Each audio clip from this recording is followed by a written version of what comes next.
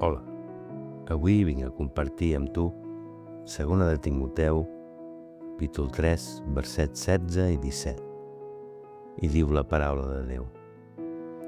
Tota l'escriptura és inspirada per Déu i serveix també per ensenyar, per a refutar, per a corregir, per a educar en la rectitud, a fi que l'home de Déu estigui ben disposat i preparat per a qualsevol tasca noble.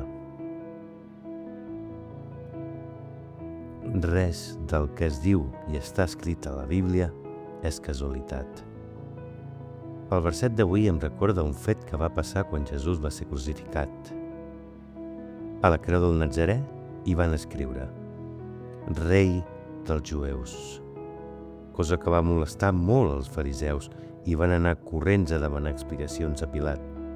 I aquest els hi va dir «No, el que he escrit està, i així es quedarà». Joan, capítol 19, verset 22. Tot el que va ser inspirat per l'Esperit Sant està escrit i així es quedarà. Acostar-se a la Bíblia és acostar-se a un tresor obert. És mirar-se a un mirall per trobar el veritable reflex.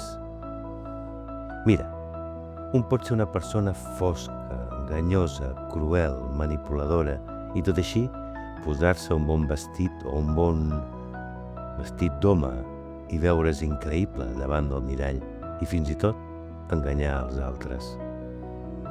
Però aquesta mateixa persona, tu i jo, davant la Bíblia, esdevindrem el que realment som. No és, doncs, la paraula de Déu un llibre de lleis que et portin a la condemnació, com fa qualsevol llibre de lleis en què es basen els jutges per impartir la seva justícia. No. Encara que en ella trobem la nostra veritable essència, trobem també l'opció de ser transformats. Quin llibre de lleis humanes té, a més de les lleis, la solució per als qui són condemnats? Pel pecat, tots hem estat separats de Déu, però a la Bíblia trobem que, tal com ens diu avui el verset, hi ha l'opció de ser transformats i reeducats. La paraula de Déu ens dona doctrina, que és tota la informació sobre Déu. T'ensenya el teu pecat i el meu pecat, però ens obre els ulls davant d'aquesta realitat espiritual per corregir-nos, mitjançant l'Esperit Sant de Déu. Ensenya que la justícia és fer precisament allò que agrada a Déu, no prendre'ns aquesta justícia per la nostra mà. Això és propi de l'egoisme. I a més, et prepara i em prepara perquè siguem aquells homes i dones perfectes als ulls de Déu. Sí, el propòsit de Déu en deixar-nos la Bíblia és que tinguéssim una clara referència de qui seguir, Jesús de Natzaret, amb aquest propòsit al cor.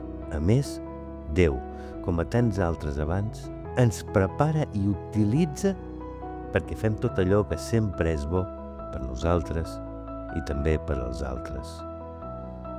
Sabent això ara, qui no vol creure en el Déu de l'univers i deixar-se transformar? El que està escrit, així es quedarà, perquè canviem. Que tinguis un molt bon dia.